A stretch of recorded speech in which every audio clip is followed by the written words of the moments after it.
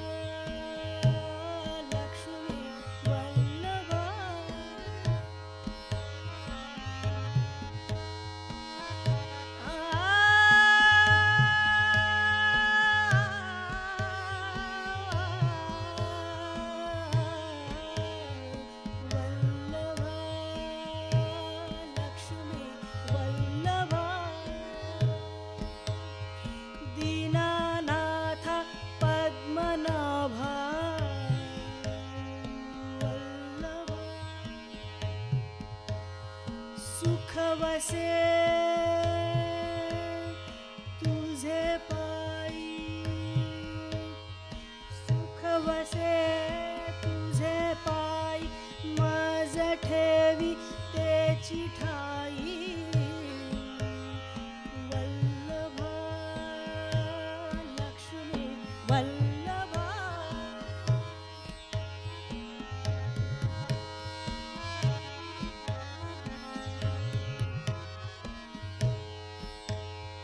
माझी अल्प हे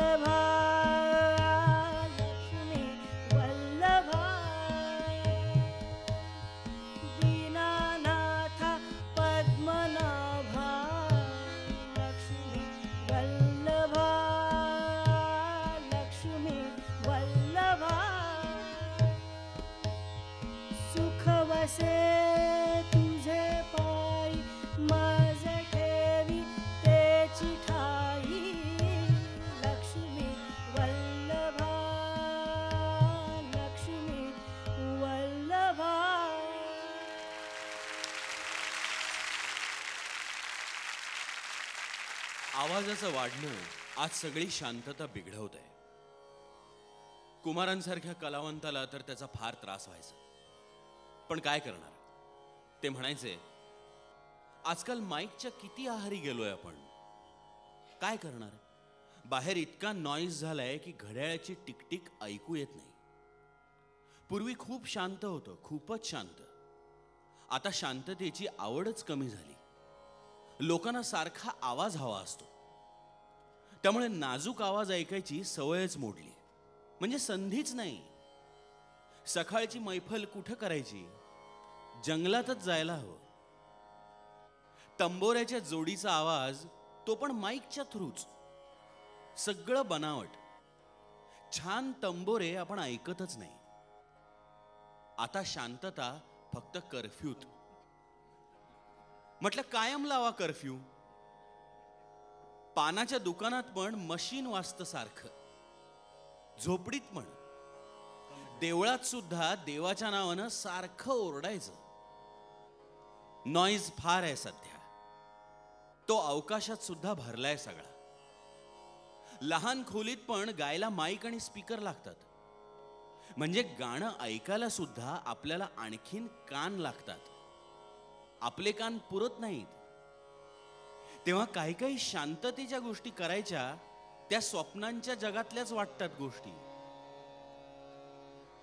देवाच्या त्या शांततेत कुमारांनी केवढी मोठी निर्मिती करून ठेवली. मीरा, सूरदास, कबीर हे कुमारांचे अत्यंत जिवलग संत कवी. कबीराचंच एक सुंदर प्रसन्न भजन त्यांनी संगीतबद्ध केलंय.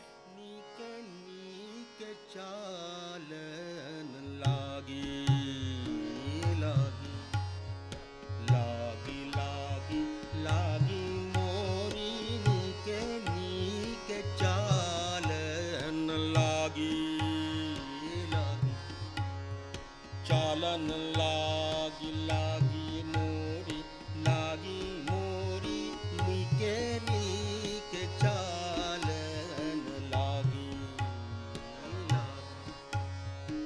नैया मोरी नैया मोरी नैया मोरी नीके चालन लागी लागी लागी लागी लागी मोरी नीके चालन लागी लागी नैया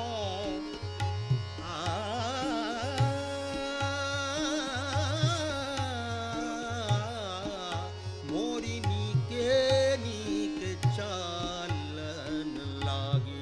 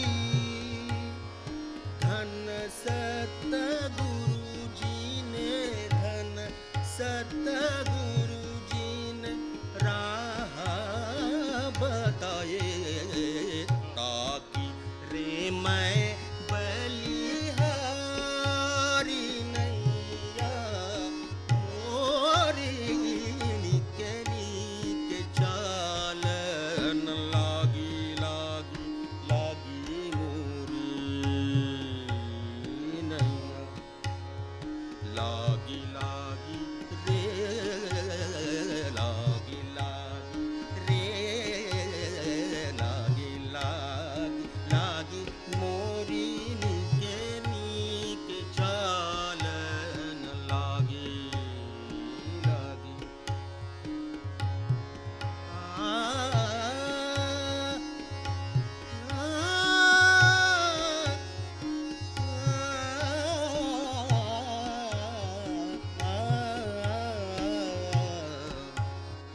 कहे कबीरा जो कहे कबीरा जो बिन सिर खेवे बिन सिर खेवे कहे कबीरा जो बिन सिर खेवे बिन सिर खेवे सोया सुमति बखाने सोया सुमति बखाने या बहुहित की या बहुहित की अकथा कथा है बिरले अकत कथा है बिरले खेवट रे जाने नैया मोरी नीके नीके चालन लागी लागी लागी लागी लागी लागी लागी